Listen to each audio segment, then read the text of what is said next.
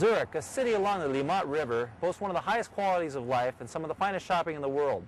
The city is also famous for Michelin-star restaurants, Roman ruins, ancient churches, and museums that house some of the finest artists in the world, including Van Gogh, Monet, and Picasso. Travel with us, and you too will soon become a connoisseur of Zurich. The town setting is unique. It is actually spaced between three hills, the Zurichberg, the Käferberg, and the Uetliberg. Zurich has a beautiful old town with many cultural attractions, including Zurich's art house, known as Kunsthaus Zurich, Museum Rietberg, the Cabaret Voltaire, and the Landesmuseum. Zurich city center is also home to the Bahnhofstrasse, with its rows and rows of luxury shops and dining opportunities. Nature lovers can hike the trails in the spring, summer, or fall, and ski during the winter. Zurich is a cosmopolitan city with a vibrant culture that continues even after the sun sets.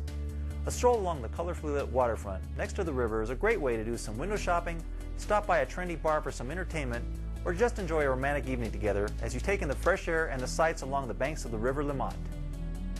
While there are a variety of accommodations to choose from in Zurich, you can ensure an authentic experience by staying at properties that are, well, typically Swiss.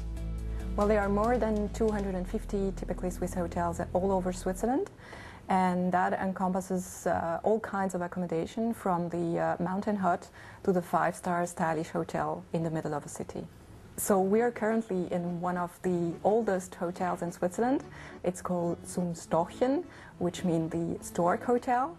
And this hotel was built more than 650 years ago, and it's one of the gems of the typically Swiss hotel.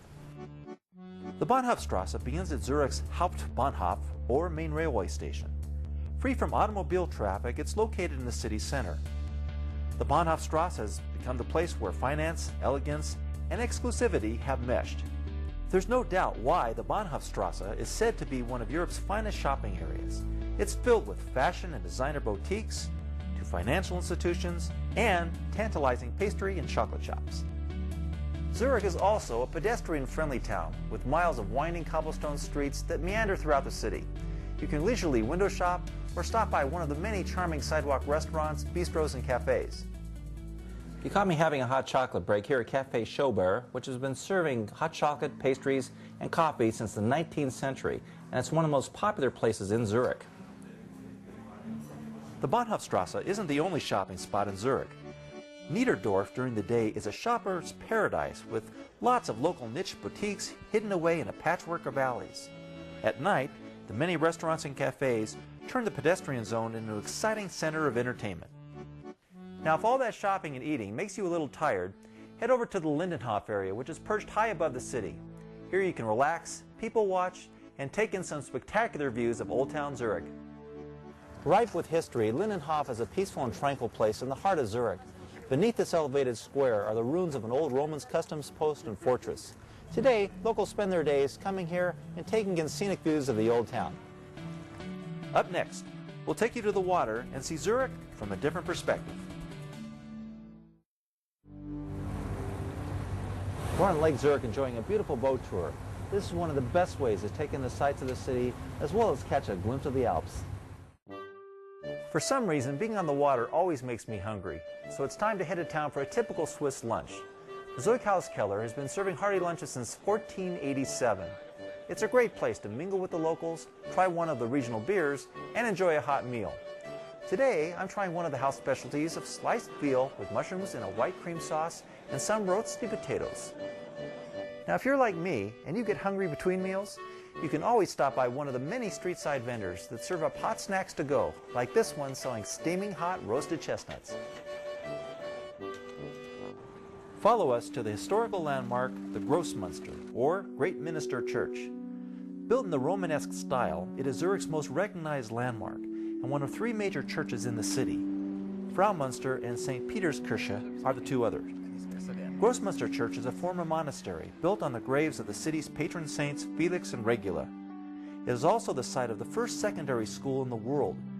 The Grossmünster is Zurich's largest church. Its distinct twin towers serve as a well-known city landmark. But its true marvels are inside.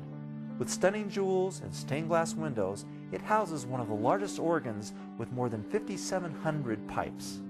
Like his counterpart, John Calvin in Geneva, Ulrich Zwingli was the leader of the Reformation movement in Zurich. In 1519, he became the pastor of the Grossmünster Church, where he preached against some of the practices of the Catholic Church, including fasting at Lent and the use of images in the place of worship. For his part, Zwingli developed theology based on the Bible and consistently appealed to scriptures over man-made interpretations. During the plague, Zwingli stayed at his post and ministered to the sick and needy. As a result, he contracted the disease himself and nearly died. Today, his statue, with a sword in one hand and Bible in the other, still stands as a stately guard over the faithful of the city. Hope you're not tired. We have 184 steps to enjoy splendid views from a panoramic platform overlooking Old Town and Lake Zurich. This is a perfect vantage point to get a bird's-eye view of much of the city, including the waterfront, towering church steeples, the River Limmat, and Lake Zurich. In the past, this lake was used as a major transportation route, but today you're more likely to see boat tours, public bathing areas, and tourists strolling its scenic shores. And don't forget to bring your camera to the top of the Grossmünster, as you'll find this is one of the best places for photo ops. Another well-known monument is the Fraumünster Church.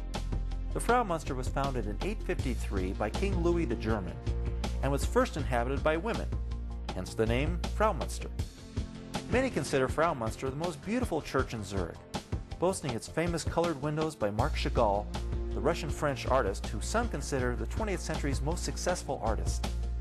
The current building dates from the 13th century and was enlarged over the next 2 centuries. I'm standing next to a typical drinking fountain here in the city of Zurich. Originally, these were medieval watering holes where women would get together, socialize, and wash their clothes. Today, you can stop by over 1,200 of these fountains and have a drink.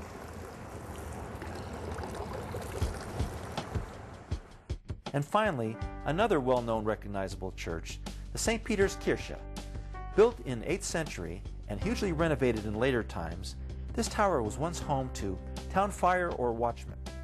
Like clockwork, these men continually scanned the landscape for fires and sent out an alarm when one was seen. It worked. Zurich may have had a few kitchen fires, but never a major city blaze. St. Peter's also has the distinction of being the oldest church in Zurich and is located close to the old Roman ruins at Lindenhof. It's first mentioned in 857 when the king gave it as a gift to one of his 2 daughters. Its tower was built in the late Romanesque Gothic style, and at 8.7 meters in diameter, it has the largest clock face in all of Europe. We just had to stop here for a quick bite and a taste of Switzerland's edible history. Confessory Sprungli played a pivotal role in the development of Swiss chocolate, one that started in 1836, with truffles and other chocolate specialties, all made by hand. Fast forward 173 years, the owners and staff are still making chocolates the old-fashioned way. This is one of their specialty known as truffles de jour. They told me that the cows are milked today, the truffles are made today, and they're meant to be eaten today. Many connoisseurs consider Swiss chocolates to be the best in the world, and at Sprungli's, they take that reputation seriously, using only the finest natural ingredients for their mouth-watering creations. With 18 shops and more than 1,700 products, they are sure to satisfy any sweet tooth.